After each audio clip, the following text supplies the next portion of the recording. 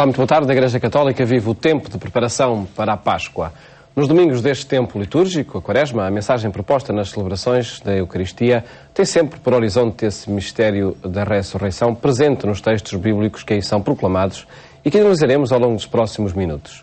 São para isso nossos convidados o Padre Robson Cruz, pároco em Lisboa, e o Dr. Juan Ambrósio, professor de Teologia na Universidade Católica Portuguesa. Muito boa tarde, obrigado por estarem neste programa. Dr. Juan Ambrósio, começava por lhe pedir, sendo possível, um enquadramento dos três textos que se discutem nas Eucaristias este domingo. Eles propõem um tema em específico neste percurso de preparação para a Páscoa? Propõem, de facto, o horizonte para o qual caminham, para o qual pretendem abrir, o olhar e para o qual pretendem abrir a própria realização e as próprias ações, são, a meu ver, um tema duplo. A questão da luz, a questão do iluminar, do iluminar para que o olhar se exercite de outra maneira, para que seja capaz de ver para além do que é o evidente, para que seja capaz de ver para além das sombras. Mas esse olhar tem um compromisso. É, portanto, um olhar que implica um compromisso com a história, um compromisso com a humanidade, e isso pode-se ver, essencialmente, depois quando virmos o primeiro texto, poderemos ver aí a questão da unção do rei David, sempre a unção para um determinado compromisso. E, portanto, eu encontro, talvez, a luz o mais evidente, que aparece no primeiro momento, mas por baixo dessa evidência, esta ação, este compromisso em exercer o olhar de uma maneira diferente para poder ousar novos caminhos, para poder reorientar a história noutros caminhos.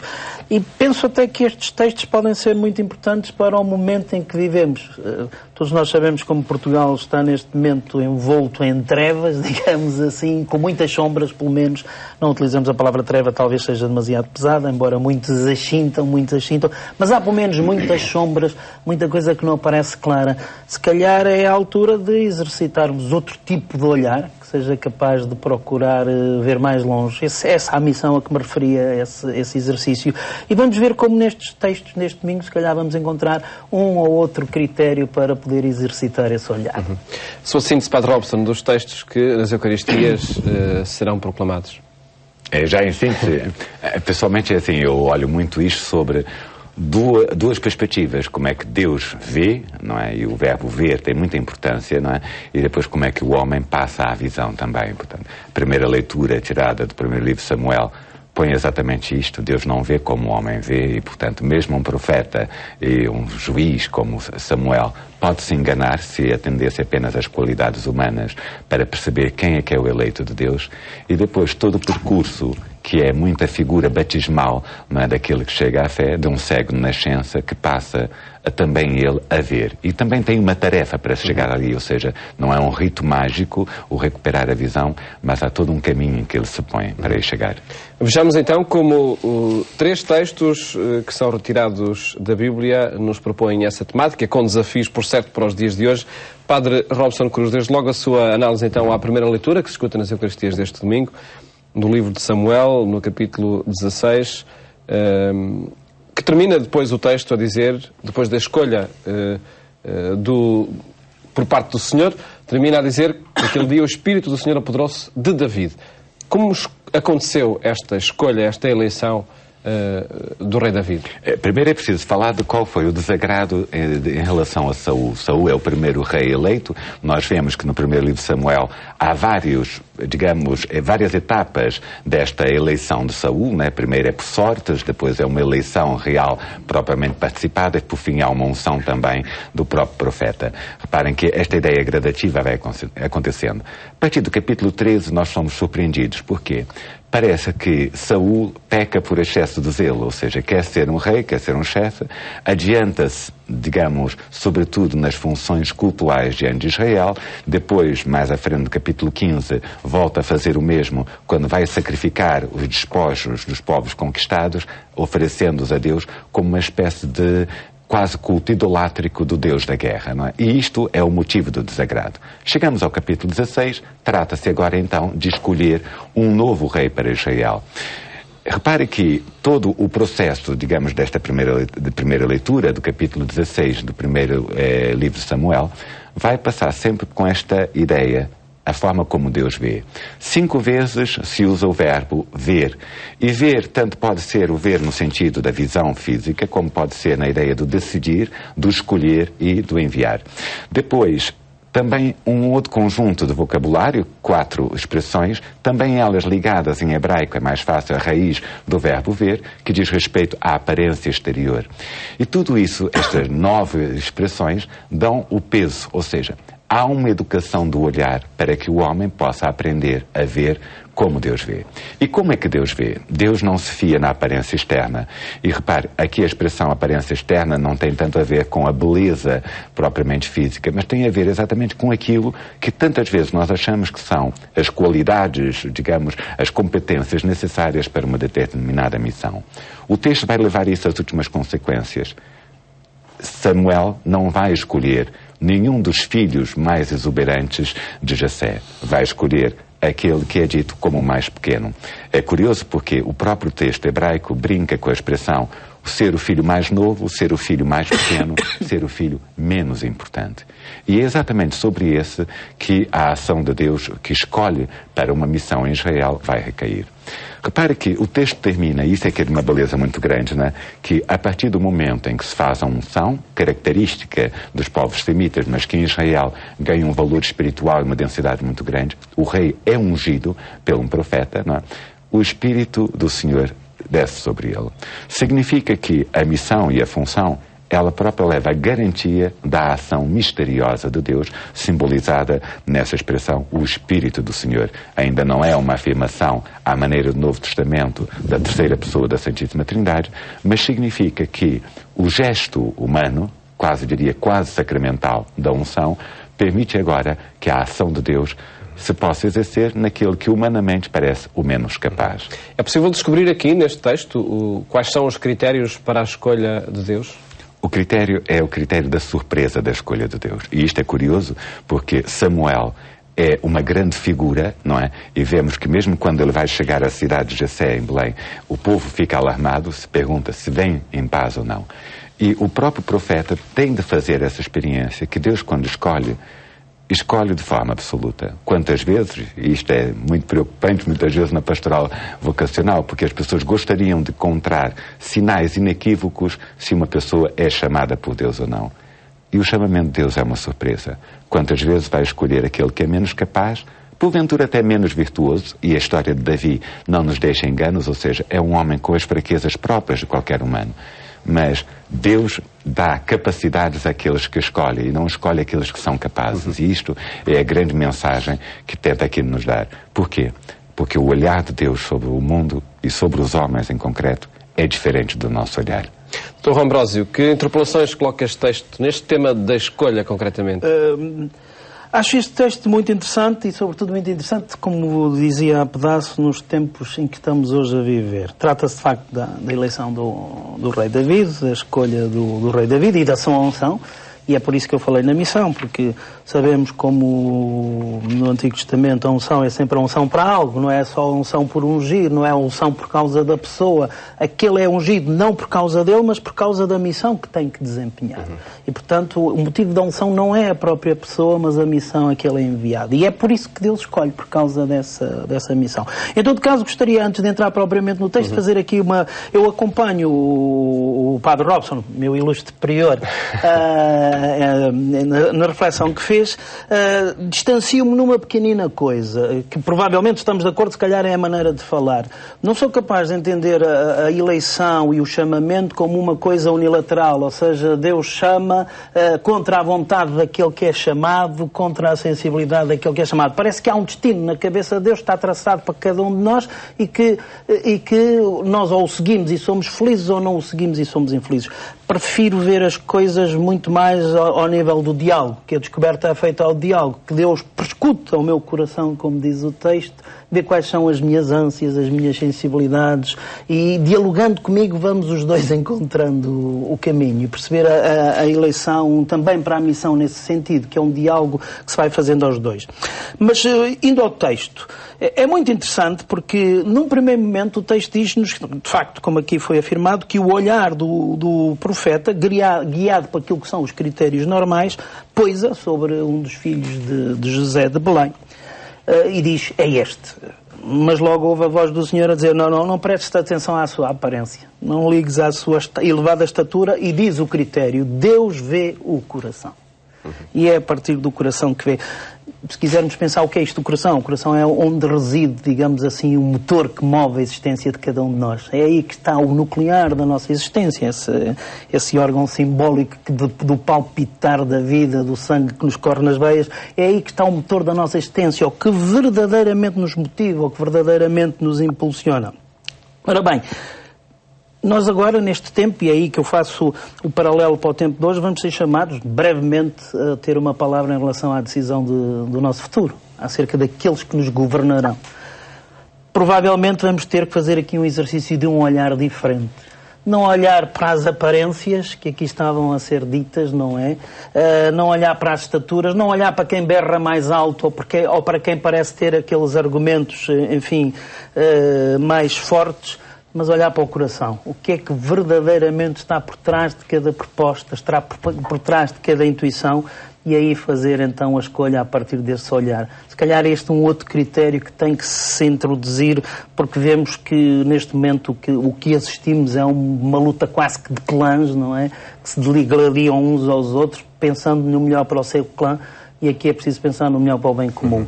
E o coração pode ser um bom critério para fazer essas Esperemos que seja possível descobri-lo também. Exatamente. Não sei se o Padre Robson queria acrescentar alguma questão, alguma coisa acerca deste tema da eleição e do processo Quando de eleição. muito falava que ver o coração não é propriamente ver as emoções. Não, como é óbvio.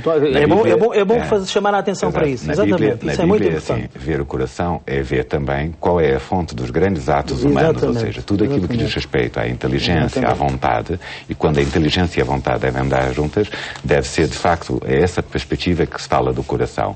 Quando se fala das emoções na Bíblia, se fala escolher com os rins. E, portanto, não bom esta chamada de atenção, podia ficar essa dúvida. Não escolhemos com o coração das emoções, mas nem escolher com os rins propriamente, né? Mas escolher assim também com inteligência, iluminada pela possibilidade da nossa vontade de liberar um caminho novo. Né?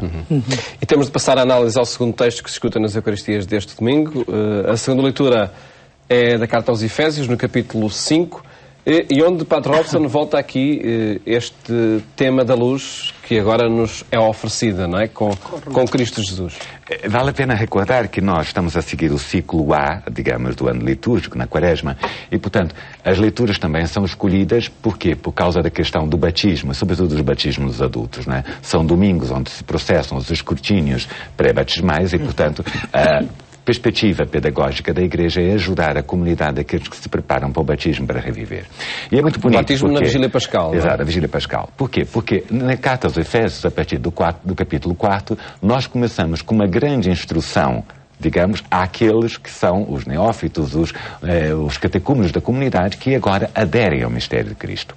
É curioso esse texto, porque nós continuamos agora com a dinâmica da luz.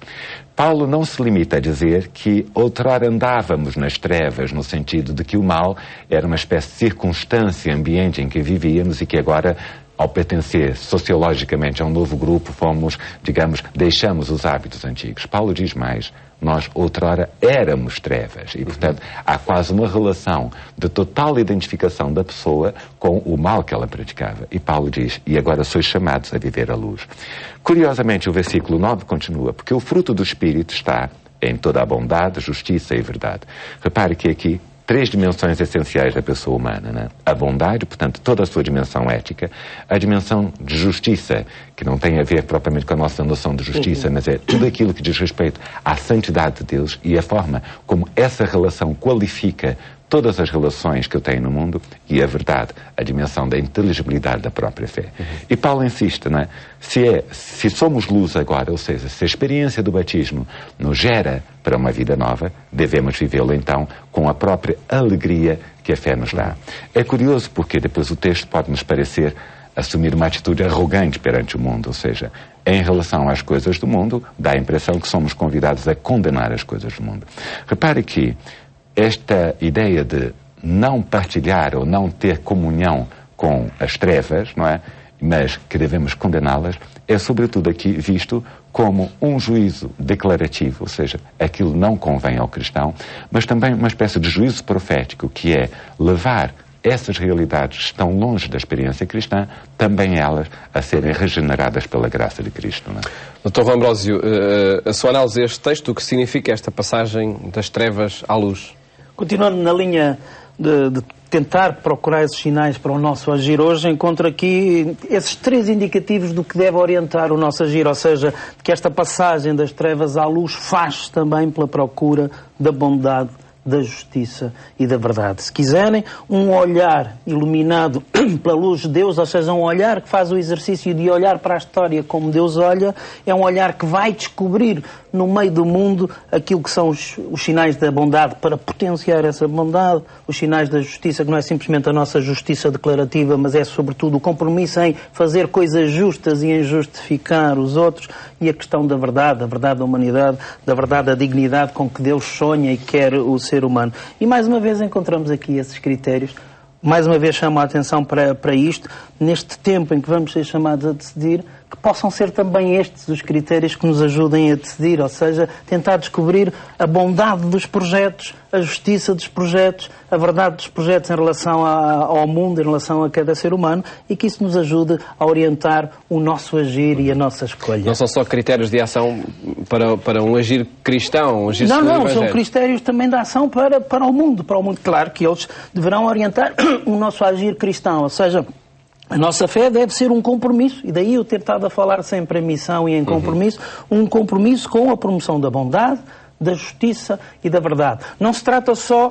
Essa pergunta até me leva a reformular as coisas no sentido, não se trata só de procurar a bondade, a justiça e a verdade que já existe, mas de promover ainda mais a bondade, a justiça e a verdade, para que ela possa ser vivida cada vez mais de acordo com o olhar de Deus e a vontade de Deus. E passamos à análise do texto do Evangelho, que se escuta nas Eucaristias deste domingo, Padre Robson Cruz, capítulo 9 do Evangelista João, onde se conta a história de um cego de nascença, a cura, milagrosamente por parte de Jesus, numa longa narrativa para chegar depois a uma conclusão: eu vim a este mundo para que aqueles que não veem passarão a ver. Com que mensagem é proposto este texto? É assim, a ordenação litúrgica dos textos muitas vezes corresponde a critérios que não são exatamente os critérios que nós encontraríamos na leitura contínua do Evangelho de São João. Repare que a própria proposta que o lecionário litúrgico coloca é, resumida numa frase, né? Lavei-me e comecei a ver. Ou seja, toda a orientação do relato da cura do cego de nascença tem uma leitura batismal, concretamente, neste 4º domingo da Quaresma, né? Agora, vamos ver o que está aqui em causa. Primeiro está em causa toda uma mentalidade que atribui a Deus uma espécie de sanção permanente do homem pelo seu pecado. Se alguém está doente, se alguém está mal, é porque pecou. E, portanto, Jesus desmonta. Ou ele ou outro. Exato, desmonta. De facto, o outro, porque assim, nós sabemos que no capítulo 34 do livro do Êxodo, né, a grande contemplação do mistério de Deus é de um Deus que pune o pecado até a 3ª e a 4ª geração, não é? O livro do Deuteronômio, de igual forma, no capítulo 27 e 28, a distribuição entre as bênçãos e as maldições pela observância dos mandamentos, da aliança, não é? É também ela vista assim: o homem que não obedece é punido. Esta ideia, de uma justiça retributiva da parte de Deus, Deus dá graças e dá bens, prosperidade a quem se porta bem, Deus castiga e, portanto, manda doenças e infortúnios a quem se porta mal, é contestada por Jesus. E Jesus diz: não. Toda a situação concreta de um homem privado de um bem natural, a visão, etc., é um momento para que se revele nele a graça de Deus.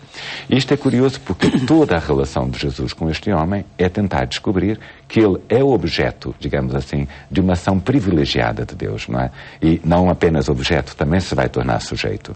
Para não avançar muito, gostava apenas de situar mais 2 questões. Primeiro, Jesus unge os olhos daquele homem com o lodo da terra. Muitos autores tentam ver de Jesus está aqui a retomar o projeto inicial da criação. Um homem que, por razões naturais, aparece como um cego de nascença, é agora objeto de uma ação recriadora de Jesus. Tal como o livro do Gênesis, no capítulo 2, coloca Deus a misturar o barro da terra para moldar o homem, Jesus molda aquele homem para que ele possa alcançar a plena visão. Segundo, a questão de lavar-se na piscina de Siloé.